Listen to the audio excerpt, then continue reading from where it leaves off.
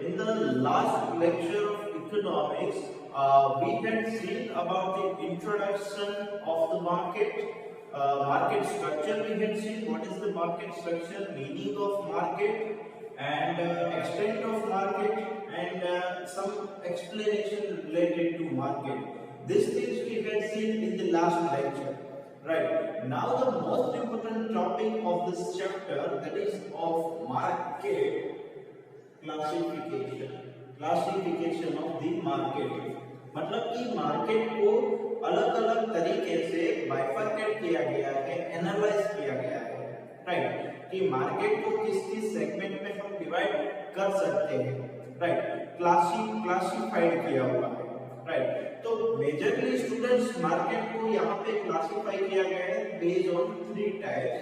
First one is geographical coverage, second one is element of competition, and third one is method of sale, right। Basically ये 3 types पे market को classify किया गया है, right.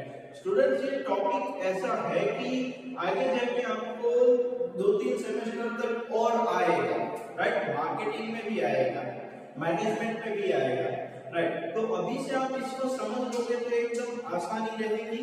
वैसे कुछ है नहीं, जो मेन टॉपिक है, मेन जो अंडरस्टैंडिंग है, जो आपको फुल ऑन कंसंट्रेशन रखना पड़ेगा, वो है ये एलिमेंट्स ऑफ कंपटीशन, राइट। ये एक टॉपिक का एक चैप्टर भी हो सकता है, राइट। यहाँ पे आपको आगे जाके एक मीनिंग और उसके कैरेक्टरिस्टिक्स यही आएंगे, राइट, बट उसका अलग से चैप्टर भी हो सकता है, राइट, वो आगे जाके आएगा। अभी ये सेमेस्टर में वो चीज नहीं है, ये सेमेस्टर में आपको सिर्फ यही समझना है कि उसका मीनिंग क्या है और उसके कैरेक्टरिस्टिक्स और उसके फीचर्स क्या है, राइट, उतना ही आपको समझना है।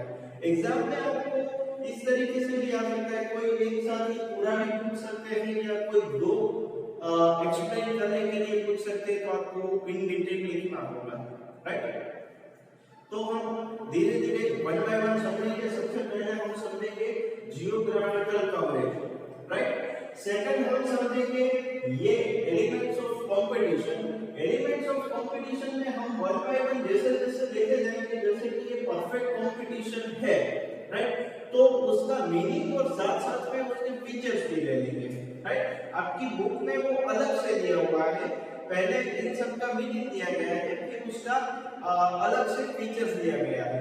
हम एक साथ सब कुछ ले लेंगे तो आपको समझने में आसानी है, right. Okay, and then we will look after for the method of sales, right, so that will be easier for you all, right. So first of all we will consider this geographical coverage, and in that first point is local market, second one is regional, third one is state market, fourth one is national market, and fifth one is international market। Elements of competition में 7 point है। आपको सबसे पहले सिर्फ नाम बता रहा हूं, हो सकता है नाम के ऊपर से आप कुछ अंदाजा लगा पाए, right. First one is perfect competition, second one is monopoly, third one is monopolistic competition, fourth one is monopoly, fourth one is bilateral monopoly, sixth one is duopoly, and seventh one is oligopoly, right। ये oligopoly हो रहा है आपको, मैं समझ सकता हूँ, पर ये बहुत ही इम्पोर्टेंट कंसेप्ट है, right. So each and every concept need to understand and need to remember, right। बहुत ही अच्छा कंसेप्ट है अगर आप ध्यान देंगे तो, right. Then method of sales, retail market, wholesale market, spot and forward market, right. So these are the classification of market, this is the classification of market। in that main 3 points, geographical coverage, geographical मतलब आपको पता है कि geographical boundaries मतलब कि particular boundary होती है। जैसे ये सिटी है मोरबी, तो मोरबी का विस्तार डिसाइडेड है, राजकोट का जो एरिया है वो डिसाइडेड है। वैसे जियोग्राफिकल बाउंड्रीज में ये 5 पॉइंट दिए हुए हैं। वैसे ये एलिमेंट्स ऑफ कंपटीशन में 7 पॉइंट दिए हुए हैं, और मेथड ऑफ सेल्स में 3 पॉइंट दिए हुए हैं, right. Okay students, the first one is geographical coverage, that is of market classification as per the geographical coverage, as per the geographical boundaries, right? In that, first one is local market, right? As you very well know, local market, हम कोई भी चीज खरीदने जाए, whatever will be purchased from the local market, say for example milk है, vegetables है, daily needs जो है, वो सारी हम लोकल मार्केट से, लोकल वेंडर से ही परचेज करते हैं, हमारे आसपास के वेंडर से ही परचेज करते हैं। फॉर एग्जांपल मिल्क है तो हम सुबह वहीं से लेके आ जाते हैं, राइट। तो या तो फिर कोई वेजिटेबल्स है अगर आप लेने जाते हैं तो की बात है, राइट। आपके घर से कोई पेरेंट्स आपके लेके जाते हो तो लोकली वेजिटेबल वेंडर से लेने के लिए जाते हैं। सिटी में जो भी अगर वेजिटेबल मार्केट है या तो वहां से लेते हैं या तो कोई भी वेंडर जो आता है उसके पास से वेजिटेबल्स लेते हैं। कोई भी अदर चीजें हैं, राइट, अदर थिंग्स लाइक कोई भी फूड आइटम्स आप ले लो, राइट, कोई भी चीज ले लो, राइट, जो भी परचेज हम locally city beyond the city करते हैं, राइट, लोकल वेंडर्स को हम परचेसिंग करते हैं, right, that is called local market, right. हम वो चीजें लेने के लिए बाहर नहीं जाते हैं जनरली, राइट, हम यहीं से परचेज कर लेते हैं, लोकली अवेलेबल है। इसीलिए आपने कोई एग्जांपल ऐसा देखा है कि दूध लेने के लिए मैं दूसरे सिटी में जाता हूँ, वेजिटेबल लेने के लिए वो सिटी में जाता हूँ, वो पॉसिबल नहीं होता है, right. So generally we can say that local market, right, जो लोकल नीड्स हम लोकली यहाँ से परचेज करते हैं through the local vendor, right, through the same city, right, that is called local market, right. The second one is regional market. Regional means region, particular region, जैसे कि यहाँ पे एक region है Saurashtra region, right, Saurashtra region में आते हैं Morbi, Rajkot, Jamnagar, right, ये सारे सौराष्ट्र region में आते हैं। कच्छ region मतलब कि भुज वगैरह वहाँ पे आता है, north Gujarat, south Gujarat, right, east Gujarat, Ahmedabad, Vadodara, वो सब इसमें आते हैं। तो ये पर्टिकुलर रीजन वाइज जो मार्केट जो डिवाइडेड है that is called regional market, particular area, right, Saurashtra area. यहाँ पे अगर आप देखने जाएंगे तो काठियावाड़ी ऊंधियू फेमस है, और सूरत जाएंगे तो सुरती ऊंधियू, वो एरिया में वहाँ पे वो फेमस है। तो particular market wise, region wise जो भी चीजें फेमस है, राइट, जो भी चीजें लेन देन हो रहा है that is called regional market, right. तो ये रीजनल मार्केट है। In the same way state market मतलब कि गुजरात स्टेट फिर आएगा, वेस्ट बंगाल है, मतलब पर्टिकुलर स्टेट वाइज जो भी मार्केट फेमस है। वेस्ट बंगाल में अगर आप देखने जाएंगे तो वहां पे फेमस होगा वो मिष्टी दही वगैरह होता है, राइट, मिष्टी दही है, फिर वो संदेश है, राइट। तो ये सारी चीजें वेस्ट बंगाल की चीजें फेमस है, राइट। तो ये वेस्ट बंगाल का मार्केट है। इन द सेम वे अगर आप साउथ में आ जाओगे तो वहां पे वो राजस्थान में अगर आ जाओगे तो दाल बाटी वगैरह है, साउथ में है तो वो रसम बात है, रसम राइस जो बहुत ही बढ़िया मिलता है, रसम राइस आंध्र प्रदेश और तमिलनाडु के साइड में भी। तो वो क्या है कि साउथ का पर्टिकुलर मार्केट है, राइट। और नॉर्थ गुजरात जाओगे तो छोले भटूरा है, राइट, वो सारी चीजें वहां पे फेमस है। तो कहने का मतलब ये है, sorry, north India, north Gujarat, north India, right. और अलग अलग स्टेट्स का अलग अलग पहनावा भी है, राइट। तो ये कहने का मतलब ये है कि पर्टिकुलर इंटर स्टेट्स के अंदर जो भी मार्केट चलता रहता है, एक सिटी से दूसरे सिटी, दूसरे सिटी से तीसरे सिटी में, राइट, तो वो क्या है, स्टेट मार्केट है, राइट, वो स्टेट मार्केट है। सबसे पहले लोकल मार्केट आता है, फिर पर्टिकुलर रीजन वाइज मार्केट आता है, फिर स्टेट मार्केट आता है, फिर नेशनल मार्केट आता है, राइट। नेशनल मार्केट मतलब पूरे देश के अंदर जो भी बाउंड्री के अंदर जो भी ट्रांजैक्शन होता है that is called national market. Students, यहाँ पे एक चीज हमें समझना जरूरी है, ये टाइप्स भले ही हम समझ रहे हैं, हमारी अंडरस्टैंडिंग के लिए ही है, बट अब मार्केट का क्लासिफिकेशन जियोग्राफिकल बाउंड्री वाइज करना थोड़ा डिफिकल्ट हो गया है। क्यों डिफिकल्ट हो गया है? क्योंकि better transportation and better communication की वजह से वो मार्केट को एनालाइज करना डिफिकल्ट हो गया है। क्योंकि अब लोकली जो प्रोडक्ट है, मैं कोई भी लोकली चीज बना रहा हूँ, वो भी नेशनल मार्केट में बिक रही है, राइट, वो भी पूरे देश में जा रही है, right. So it is very difficult. It's very difficult to identify whether it is a local product or a national product, whether it is a local market or a national market, right? In the same way, local and regional में आपको वैसे देखने जाए तो कोई difference रहा ही नहीं है। तो ये सारी चीजें क्यों ऐसा हो रहा है? क्योंकि there is a development in communication as well as transportation, right. एक जगह से दूसरी जगह माल मटेरियल जो है वो आसानी से पहुंचने लगा है, झड़पी पहुंचने लगा है, फास्ट होने लगी है, चीजें एडवांस होने लगी है, राइट। और अगर आप एक और एग्जांपल लोगे तो से फॉर एग्जांपल ऑनलाइन परचेसिंग हो रहा है, तो पूरे देश में से कहीं से भी मटेरियल आ सकता है, राइट, ऑनलाइन परचेसिंग, राइट। तो ये बहुत ही बड़ी अच्छी चीज है कि इंटरनेट कम्युनिकेशन, ट्रांसपोर्टेशन, ये सारी चीजें डे बाय डे इंप्रूव हो रही है, और वो इंप्रूव होने की वजह से it's very difficult to identify whether it is a local product और a national product, whether it is a local market और a national market, right. Okay, तो यहाँ पे अभी हम समझने के लिए ये समझ सकते हैं कि जो भी ट्रांजैक्शन या तो कोई भी गुड्स का एक्सचेंज हो रहा है with in the geographical boundaries of the country, right, पूरे कंट्री के बाउंड्री के अंदर जो भी एक्सचेंज हो रहा है गुड्स और services, that is called of national market, right.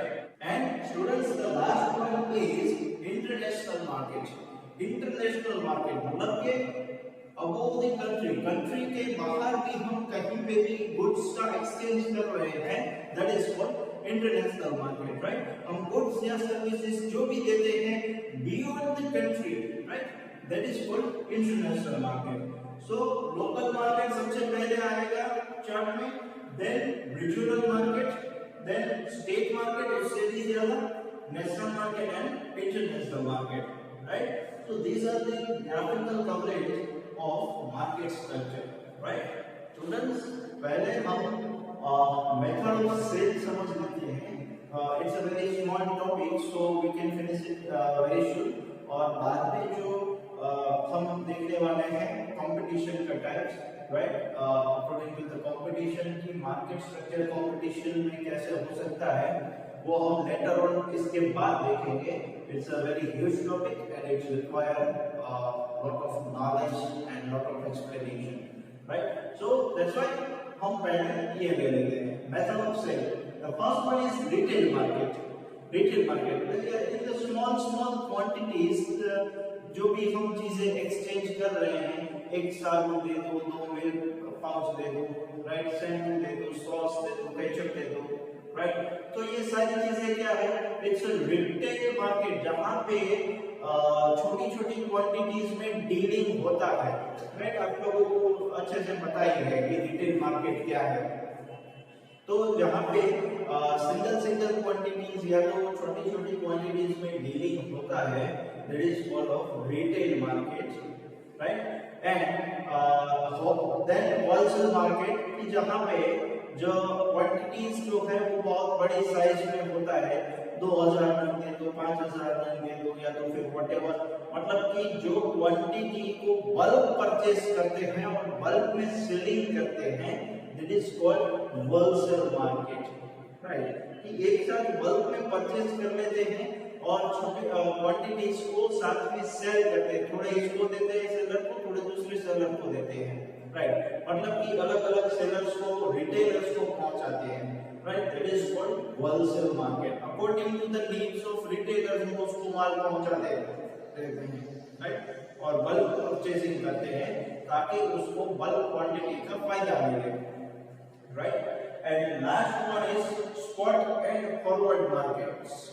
In your text book जो भी मीनिंग दिया है वो पूरा मीनिंग नहीं है, राइट, वो मीनिंग पूरा नहीं है, उसमें प्रॉपर गाइडेंस भी नहीं दिया गया है। एक्चुअल में spot and forward markets are using for the foreign exchange, right. एक करेंसी से दूसरी करेंसी खरीदने में जनरली फॉरेन एक्सचेंज में spot and forward markets use होता है, राइट। स्पॉट मतलब आपने ऑन द स्पॉट मतलब वो तो सुना ही होगा, on the spot, right. The same way, right, कि ऑन द स्पॉट मतलब तुरंत ही, स्पॉट तुरंत ही जो स्पॉट मार्केट होता है वो, कि से फॉर एग्जांपल कि कोई भी कमोडिटी, यहाँ पे कमोडिटी आपके बुक में दिया है, but mainly majorly spot market जो है उसका यूसेज फॉरेन एक्सचेंज में होता है, राइट। कि से फॉर एग्जांपल मैं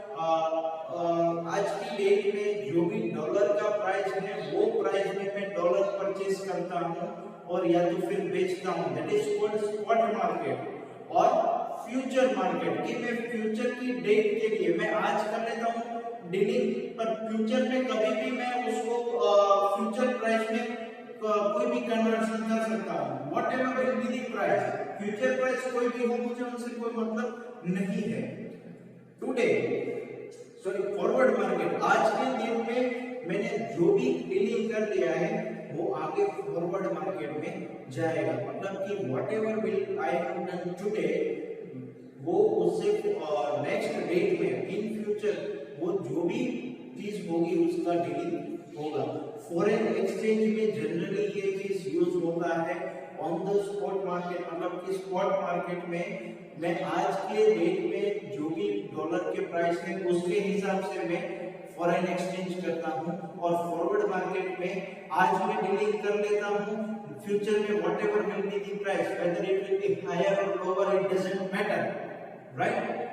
स्पॉट मार्केट, फॉरवर्ड मार्केट, एक और भी है future market, right. There is a difference between forward and future market, we will understand in next semester, right, क्योंकि वो इन दोनों का जो डिफरेंस है फॉरवर्ड मार्केट फ्यूचर मार्केट वो भी एक अलग से डिफरेंस है, शायद आपकी बुक में दिया भी नहीं होगा, मैं एक बार चेक करूंगा, अगर नहीं दिया है तो हम अलग से उसको समझेंगे, not in the syllabus, right.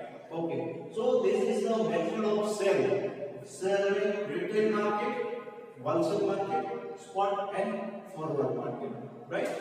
Okay, students, elements of competition में सबसे पहला पॉइंट है परफेक्ट कंपटीशन, राइट। ये सबसे बड़ा पॉइंट है आपके बुक्स के अकॉर्डिंग, राइट। और परफेक्ट कंपटीशन यहाँ पे मैंने जितना हो सके सब कुछ ले लिया है आपके बुक में से। I try to cover everything in this board for the perfect competition, right. तो पूरा अभी हम उसका मीनिंग समझते हैं, सबसे पहले उसके फीचर्स देखते हैं कि क्या क्या चीजें होती है तो उसको हम परफेक्ट कंपटीशन कह सकते हैं, राइट। और दूसरी चीज कि परफेक्ट कंपटीशन के अंदर में प्राइस कैसे डिटरमाइन होती है, डिटर्मिनेशन ऑफ प्राइस मतलब कि किस तरीके से डिसाइड होती है, डिटरमाइन होती है, राइट। तो सबसे पहले हम परफेक्ट कंपटीशन में आ जाते हैं कि जहां पे number of buyers and number of sellers,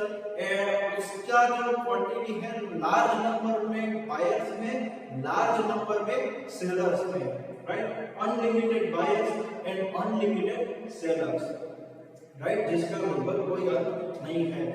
buyers के पास, बायर्स अपनी चीजें, बायर्स का जो है वो परचेजिंग में बिजी है और सेलर्स जो है वो सेलिंग में बिजी है, राइट। ओके, तो फर्स्ट उसमें जो है वो पॉइंट है, फीचर है large number of buyers and sellers, right. That I told you कि यहाँ पे बायर्स एंड सेलर्स इसका कोई एंड नहीं है, बायर्स अपनी चीजें खरीदने में व्यस्त हैं, सेलर अपनी चीजें बेचने में व्यस्त है, right. And numbers of buyers and sellers are there, right.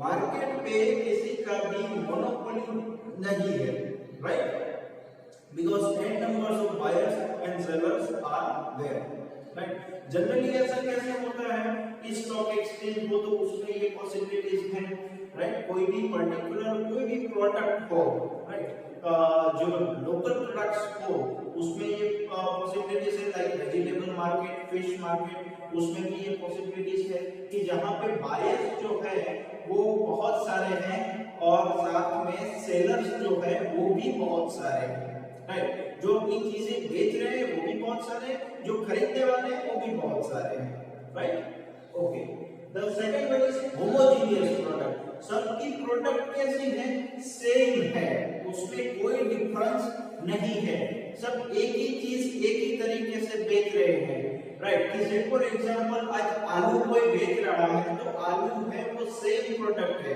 आलू में कोई डिफरेंस नहीं है, पोटैटोस में कोई डिफरेंस नहीं है, वो सेम प्रोडक्ट सब बेच रहे हैं। स्टॉक एक्सचेंज में भी जनरली ऐसा ही होता है, right, they are selling the sales capital, right. तो इसका मतलब ये है कि सबका जो प्रोडक्ट है वो सेम प्रोडक्ट है। फिश मार्केट में भी वैसा ही होता है कि दे आर सेलिंग फिश, तो बहुत सारे सेलर्स ने फिश बेच रहे हैं, बहुत सारे बायर्स जो भी वही फिश खरीद रहे हैं, right. So they are buying and selling, right, there are n numbers of buyers and number of sellers, and sellers are selling homogeneous products। homogeneous मतलब सब एक समान, राइट, एक समान।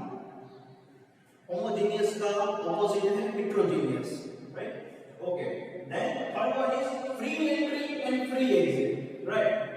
जो भी सेलर है वो आसानी से मार्केट में जा सकता है, आसानी से वापस आ सकता है, ये यहाँ पे assumption दे दिया गया है, राइट। ये assumption भी हम कह सकते हैं, एक फीचर है मार्केट का कि कोई भी सेलर हो, राइट, अगर उसको बिजनेस स्टार्ट करना है तो आसानी से कोई भी बैरियर के बिना वो आसानी से बिजनेस शुरू कर सकता है और आसानी से वो बिजनेस क्लोज भी कर सकता है।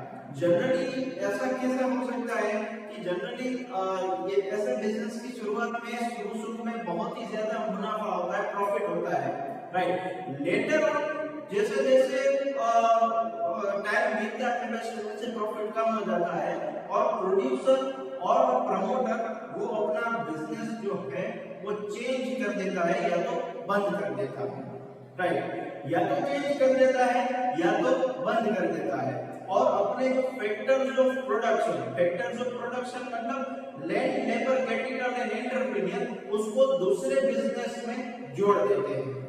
ये जनरल कहा गया है यहाँ पे, हालांकि ये पॉसिबल जो है वो प्रैक्टिकली बहुत कम पॉसिबल है कि आज कोई भी लेबर को एक काम से दूसरे काम में शिफ्ट करना, तो क्या लेबर की एक्सपर्टाइज जो है वो सेम है तो वो पॉसिबल है, राइट। सेम वे अपने रिसोर्सेज, एंटरप्रेन्योरियल रिसोर्सेज को एक काम में से दूसरे काम में शिफ्ट करना, is it possible? Generally not possible, but still in perfect combination as per the feature, जो यहाँ पे फीचर दिया गया है उसके हिसाब से ये पॉसिबल है, right. So we need to understand कि यहाँ पे फ्री एंट्री है कि जो भी मार्केटर को सेलिंग करना है वो कर सकते हैं, और फ्री एग्जिट भी है, राइट, कि वो आराम से अपना जो भी चीजें हैं वो वाइंड अप करके या जो भी कुछ चीजें हैं वो वाइंड अप करके दूसरे बिजनेस में ज्वाइन हो सकते हैं या तो फिर वो बंद भी कर सकते हैं, right. Okay, then perfect knowledge, buyers and sellers who have perfect knowledge about the market, कि बायर्स को भी पता है और सेलर्स को भी पता है कि कैसा है मार्केट, प्राइस कितना है प्रोडक्ट का, वो सब कुछ पता है, राइट। डिमांड कितनी है, सेल कितना है, सब कुछ बायर्स और सेलर्स को सब कुछ पता है। खरीदने वालों को भी पता है कि प्रोडक्ट क्या है, क्या फीचर्स है, क्या प्राइस है, everything, right, everything they know very well, right, buyers and sellers. तो ये यहाँ पे एक ये फीचर है, हम उसको एज असम्पशन भी कह सकते हैं, right. Then perfect mobility of factors of production, यहाँ पे हमने जो डिस्कस किया परफेक्ट मोबिलिटी मतलब it will be easily transferable, जैसे हम मोबाइल जो है वो एक जगह से दूसरी जगह ले जाकर बातचीत कर सकते हैं। In the same way from that word mobility is come, कि it will be easier for the transferable, right, एक ट्रांसफर करने के लिए इजी हो, that is called mobility, right। तो फैक्टर्स ऑफ प्रोडक्शन जो कि हमने डिस्कस किया था, कौन कौन से, land, labour, capital and entrepreneur, ये चार फैक्टर्स ऑफ प्रोडक्शन जो है वो एक बिजनेस से दूसरे बिजनेस में ट्रांसफर करना इजी है, राइट, यहाँ पे ये माना गया है, right. So perfect mobility of factors of production की लेबर आज मैंने ये बिजनेस बंद कर दिया तो लेबर को मैं दूसरे बिजनेस में लगा दूंगा, राइट। मेरी जो कैपिटल है वो मैं एक जगह से दूसरे बिजनेस में लगा दूंगा, राइट। मेरी जो स्किल्स है, एंटरप्रेन्योरियल स्किल्स, जो मैनेजमेंट है, वो पूरा मैं दूसरे बिजनेस में लगा दूंगा, राइट। लैंड जो है वो मैं जो बिजनेस ऑलरेडी चल रहा है उसमें से मैं इसमें ट्रांसफर कर दूंगा, right. So there is a perfect mobility transfer the factors of production, right. यहाँ पे ये ऐसा माना गया है, हालांकि प्रैक्टिकली ये पॉसिबल नहीं है, राइट। मेरी जो कैपिटल है, लैंड है, वो या तो फिर वो तो चलो कैपिटल को मैं ट्रांसफर कर सकता हूँ, लैंड जो है वो मैं वहीं के वहीं दूसरा बिजनेस शुरू कर सकता हूँ, but is it possible to shift the labours also? क्या लेबर रेडी होंगे, राइट। दूसरी बात, लेबर होते एक्सपर्टाइज भी तो होने चाहिए, जो पहले काम करते थे उसमें उसका शायद एक्सपर्टाइज हो, पर अब दूसरे बिजनेस में जो हम स्टार्ट करना जा रहे हैं उसमें शायद उसके एक्सपर्टाइज ना भी हो, right. In the same way entrepreneurial skills also कि वो एक्सपर्टाइज ना हो, राइट। तो ये सारी चीजें क्या है कि perfect mobility of factors of production, ये परफेक्ट कंपटीशन का एक फीचर जरूर है, एक कैरेक्टरिस्टिक जरूर है, बट प्रैक्टिकली वो पॉसिबल नहीं है, राइट। प्रैक्टिकली अगर देखने जाए then it is not possible, right. हाँ, यहाँ पे हम एग्जाम में लिखने के लिए या तो फिर समझने के लिए ये सब मान सकते हैं, ये टाइप है जो इकोनॉमिस्ट ने दिया हुआ है, राइट। तो यहाँ पे perfect mobility of factors of production and last one is non existence of transport. Non existence of transport, यहाँ पे पीछे कॉस्ट होना चाहिए, पीछे ट्रांसपोर्ट कॉस्ट होना चाहिए, आपकी बुक में भले ही नहीं है पर कॉस्ट होना चाहिए। यहाँ पे इसका मीनिंग ये हो जाता है कि ट्रांसपोर्टेशन अवेलेबल नहीं है, ऐसा मीनिंग हो जाता है, बट एक्चुअल में क्या है, ट्रांसपोर्टेशन कॉस्ट नहीं यहाँ पे है, राइट। क्यों नहीं है ये समझाता हूँ कि से फॉर एग्जांपल ट्रांसपोर्टेशन कॉस्ट अगर कोई भी प्रोडक्ट में यहाँ पे ये कहा गया है, यहाँ पे ये कहा गया है कि ट्रांसपोर्टेशन कॉस्ट जो है वो कोई भी प्रोडक्ट में हम नहीं लगाते हैं, राइट। जो भी हम चार्ज लेते हैं वो एज इट इज प्रोडक्ट का चार्ज लेते हैं, ट्रांसपोर्टेशन कॉस्ट उसमें ऐड नहीं करते हैं, ये यहाँ पे कहा गया है। क्यों नहीं कहा, क्यों ऐसा कहा गया है, क्योंकि यहाँ पे हमने देखा कि होमोजेनियस प्रोडक्ट है, सबकी प्राइस एक है, राइट। होमोजेनियस प्रोडक्ट है, होमोजेनियस प्रोडक्ट है, इसका मतलब क्या हुआ कि सबकी प्रोडक्ट सेम है, अगर प्राइस अलग अलग रहेगी तो कोई सेलर की प्राइस जो कम होगी, ट्रांसपोर्टेशन जिसका कम होगा वो ज्यादा बिकेगा, जिसका ट्रांसपोर्टेशन ज्यादा होगा वो कम बिकेगा। It's as simple, right. कि अगर कोई भी आज ट्रांसपोर्टेशन कोई जगह दूर पे है, चलो मान लो कि यहाँ से फॉर एग्जांपल यहाँ एलिट इंटरनेशनल से, एलिट इंस्टीट्यूट से मोरबी तक पहुंचना वो एक डिस्टेंस है, और राजकोट से मोरबी तक पहुंचना वो एक डिस्टेंस है, तो दोनों डिस्टेंस में ट्रांसपोर्टेशन कॉस्ट अलग अलग लगेगी, क्योंकि एलिट से मोरबी नजदीक होता है, राजकोट से मोरबी दूर होता है, राइट। तो ट्रांसपोर्टेशन कॉस्ट दोनों की अलग अलग होगी, तो जिसकी ट्रांसपोर्टेशन कॉस्ट कम होगी उसकी फाइनल प्राइसिंग भी कैसी आएगी, कम आएगी, राइट। फाइनल प्राइसिंग भी उसकी कम आएगी, तो इसका मतलब ये हुआ कि उसकी प्रोडक्ट बिकेगी, दूसरे की नहीं बिकेगी, राइट। तो इस वजह से यहाँ पे ट्रांसपोर्टेशन कॉस्ट को कोई स्थान दिया गया नहीं है, सारी प्रोडक्ट होमोजेनियस है, तो ये होमोजेनियस प्रोडक्ट होने की वजह से प्राइस भी ऑलमोस्ट सबकी सेम ही है, राइट। ये यहाँ पे माना है, so that is why transportation cost is not exist, right. वो एग्जिस्ट ही नहीं करती, वो यहाँ पे मतलब होती ही नहीं, right. So these are the 5 or 6 main features of the elements of the perfect competition.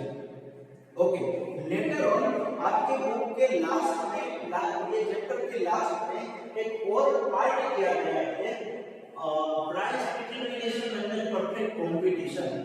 ये हम अभी से ही समझ लेते हैं ताकि परफेक्ट कंपटीशन का पूरा टॉपिक एक साथ रहे, राइट। ओके, तो हमने जैसे कि यहाँ पे देखा ट्रांसपोर्टेशन कॉस्ट है नहीं, प्रोडक्ट सारी होमोजेनियस है, राइट। तो ये सारी चीजें कहीं ना कहीं डिमांड और सप्लाई के बीच में अटक जाती है कि उसकी प्राइस जो है वो कैसे डिटरमाइन होगी, कैसे आइडेंटिफाई होगी। सारी प्रोडक्ट एक सी है तो, राइट। तो ये जो हम देखते हैं कि ये कंसेप्ट भी मार्शल ने दिया हुआ है, राइट। मार्शल ने define this concept. Students, Marshall ने जो कंसेप्ट दिया है क्या है, सबसे पहले हम देख लेते हैं, राइट।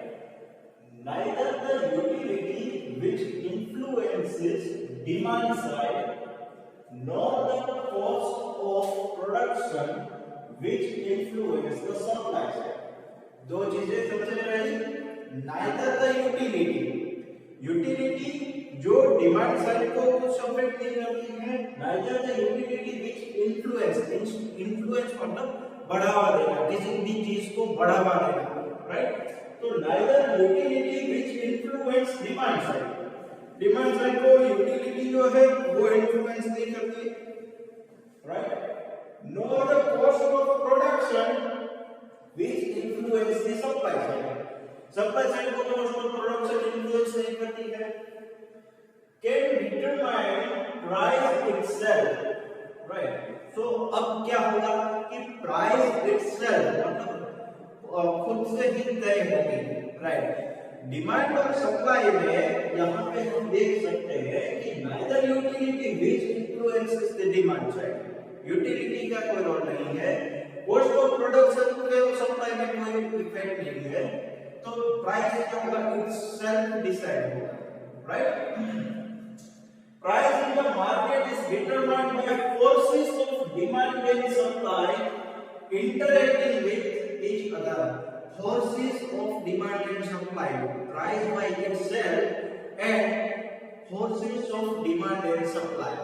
तो यहाँ पे सबसे पहला चीज यही किया गया है, forces of demand and supply, right. अब forces of demand and supply क्या है, तो सबसे पहली बात डिमांड का रोल आपको पता है कि प्राइस कम होती है तो डिमांड बढ़ती है, और अगर प्राइस ज्यादा होती है तो डिमांड कम होती है, राइट। सिमिलरली अगर प्राइस ज्यादा होती है तो सप्लाई ज्यादा होगी क्योंकि सप्लायर को प्रॉफिट ज्यादा चाहिए, और अगर प्राइस कम होगी तो सप्लाई भी कम होगी, राइट। तो ये रिलेशन को यहाँ पे हमने सेट किया हुआ है, ये रिलेशन को यहाँ पे हमने सेट किया हुआ है, क्योंकि यहाँ पे forces of demand and supply, right, वो तो हमने देख लिया, दोनों का फोर्स हमने देख लिया। कई बार क्या होता है कि फैक्टर्स ऑफ प्रोडक्शन मतलब कि लैंड, लेबर, कैपिटल और एंटरप्रेन्योर के कोई भी चार्जेस में कोई कम या ज्यादा होने की वजह से हमारे प्राइस में भी कम या ज्यादा होता है, राइट। तो इस वजह से डिमांड और सप्लाई में भी चेंजेस आ सकते हैं, राइट। ओके, तो अब ये पूरा जो इक्विलिब्रियम दूसरा है, equilibrium between demand and supply, यहां से हमें यहां हम आ गए हैं, forces of demand and supply देख लिया, और उस फोर्स को हम ये इक्विलिब्रियम वाले पॉइंट में डाल रहे हैं। समझ में आ रहा है क्या कह रहा हूं?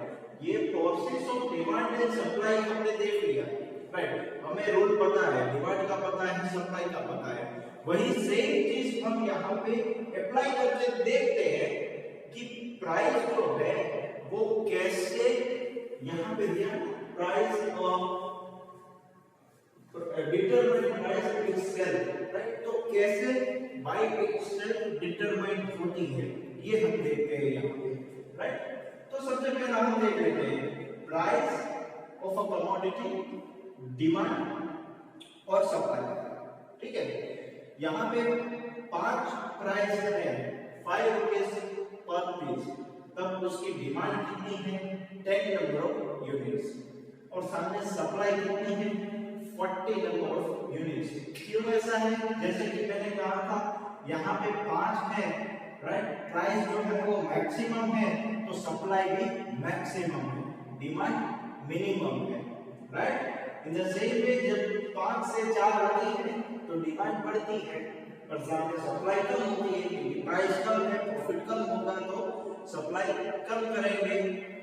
देन 4 to 3 यहाँ पे 15 से 20 हो जाएगी डिमांड, एक और थोड़ी प्राइस कम हुई है तो डिमांड बढ़ेगी और सप्लाई कम होगी, राइट।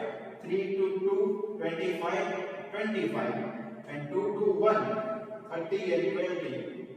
जब मिनिमम प्राइस है तब हाईएस्ट डिमांड है और लोएस्ट सप्लाई है, राइट। तो यहाँ पे आपको एक पॉइंट मार्क कर रहे होंगे, जब प्राइस 2 रुपए है तब डिमांड भी 25 है और सप्लाई भी क्या है 25 है, राइट। दोनों क्या है 25, राइट। तो यही सेम चीज को हम चार्ट पॉइंट में डाल देते हैं, राइट, चार्ट व्यू बना लेते हैं। तो चार्ट व्यू में हमने यहाँ क्या बनाया, OY is indicating the price and OX is indicating the quantity, right। Price यहाँ पे लेगी 1 2 3 4 5 और क्वांटिटी लेगी 5 10 15 20 25 30 35 40 45, राइट। ओके, अब यहाँ पे हमें डिमांड की भी कर्व बनानी है और सप्लाई की भी कर्व बनानी है, दोनों कर्व बनानी है, ठीक है। तो यहाँ पे हम डिमांड की सबसे पहले कर्व बनाएंगे। जब 5 रुपए है तो डिमांड कितनी है 10 है, तो ये 5 रुपए डिमांड कितनी लेगी 10, तो ये यहाँ पे एक पॉइंट बना दिया। 4 रुपए है प्राइस तो डिमांड 15, 4 के सामने यहाँ पे दे दिया 15, चलो ठीक है, 2 पॉइंट हो गए। 3 20 प्राइस 3 देन 20 डिमांड, चलो ये भी ले लिया 3 to 20, right. Then 2 rupees to 25, 2 rupees, ठीक है, प्राइस है और क्वांटिटी डिमांड है 25, ठीक है। और 1 rupees 30, 1 rupee डिमांड इज 30, ये हमने इसका ले लिया, इसका डिमांड का। तो ये सारे पॉइंट्स को हमने 1 by 1 जोड़ दिया, तो हमारा स्लोप कैसा आया, as I had told you कि डिमांड कर्व हमेशा डाउनवर्ड स्लोप में ही होता है, राइट। ओके, नाउ सप्लाई के साइड चले जाते हैं हम। 5 रुपए है, 5 रुपए प्राइस में, तब सप्लाई कितनी है 40 rupees, right, sorry 40 number of units, right. तो 5 रुपए है, सप्लाई 40, ये ले लिया, राइट। ओके, देन 4 रुपए 35, 4 rupees 35, ठीक है। फिर 3 rupees and 30 units of supply, right, 3 to 30, 3 to 30, okay। Then 2 rupees supply is 25 number of units, 2 rupees 25 number of units, and 1 rupees 20 number of units, 1 rupee 20 number of units, right। तो ये सारे points को जोड़ दिया हमने और ये क्या बना लिया, सप्लाई का, ठीक है। और यहाँ पे हम देख सकते हैं कि when demand and supply both the curve are intersecting each other at the price of 2 rupees, where demand is 25 number of units and the supply is also the same, that is of 25 number of units, right। तो यहाँ पे हमने एक equilibrium point बना दिया, finish, easily, right. क्या कहा मैंने ये कहा कि यहाँ पे सप्लाई कर और डिमांड कर दोनों को इंटरसेक्ट करती है, मतलब एक दूसरे से जुड़ती है, एक दूसरे से मिलती है, राइट। ओके, तो यहाँ पे दोनों कर्व जहाँ पे एक दूसरे से मिलती है, वहां पे एक हमने एक और कर्व बना दिया, ए पॉइंट ए नाम दे दिया इसका, राइट। ओके, तो आपको एग्जाम में क्या लिखना है कि when demand curve and supply curve both are intersecting each other at point A, at that time the price is ₹2 and at that time demand of 25 number of units and the same as supply is also the same, right? And that is the equilibrium point. So we can say that the firm can decide the price of rupees 2 when there is a perfect market competition, right? यहाँ पे हमने देखा price determination under perfect market competition, perfect competition, right? तो हमें ये पता चला कि यहाँ पे ये दोनों चीजें हैं जहाँ पे डिमांड भी सेम है और सप्लाई भी सेम है, राइट? तो यहाँ पे देखा हमने कि price in the market determined by forces of demand and supply. तो हमने देखा forces of demand and supply interacting with each other. यहाँ पे interact कर रही है, right? Interacting with each other, right? तो जो हमने explanation दिया वो हमने tabular form through और chart form through प्रूव किया, right? तो ऐसे ही आपको explanation पहले यहाँ पे ओवरऑल एक्सप्लेनेशन देना है, फिर टेबुलर फॉर्म, फिर चार्ट फॉर्म और फिर चार्ट का एक्सप्लेनेशन फॉर्म। चार्ट का एक्सप्लेनेशन फॉर्म कैसे, राइट? तो सबसे पहले OY is indicating the price and OX is indicating the quantity, right? And now as per the tabular form we can see that at the price of 5 rupees the quantity demanded is 10 number of units and supply is 40 number of units. तो यहाँ पे हमें फिर वो दिखाते जाना है, लिखते जाना है और फाइनल टाइम एक ही आनी चाहिए, demand curve and supply curve when intersecting each other at point A, right? That is the equilibrium point, equilibrium between demand and supply. Equilibrium ये पहला वर्ड नहीं है, दूसरी बार आया है। इक्विलिब्रियम का मतलब क्या होता है कि जहां पे दोनों इक्वल हो, राइट? दोनों चीजें इक्वल हो, right? Okay, so this is the price determination under perfect competition, right? आपके बुक में एक और पॉइंट दिया है अलग से, equilibrium between demand and supply. कुछ नहीं है, सेम चीज है, राइट? कुछ भी चीज फर्क नहीं है, सेम चीज दिया गया है बट एज इट इज ही है, उसमें नॉट अ सिंगल परसेंट का भी उसमें चेंज नहीं है, सिर्फ एग्जांपल में चेंज है और कुछ भी नहीं है, राइट? तो वो आपको एक बार देखना है, समझना है कि कहां से कहां आया और अगर नहीं आता है तो मैं हूं, राइट? कुछ भी नहीं है, सिर्फ सेम टू सेम चीज है, सिर्फ एग्जांपल में ये फिगर्स ही चेंज हुए हैं और कुछ भी नहीं है, राइट?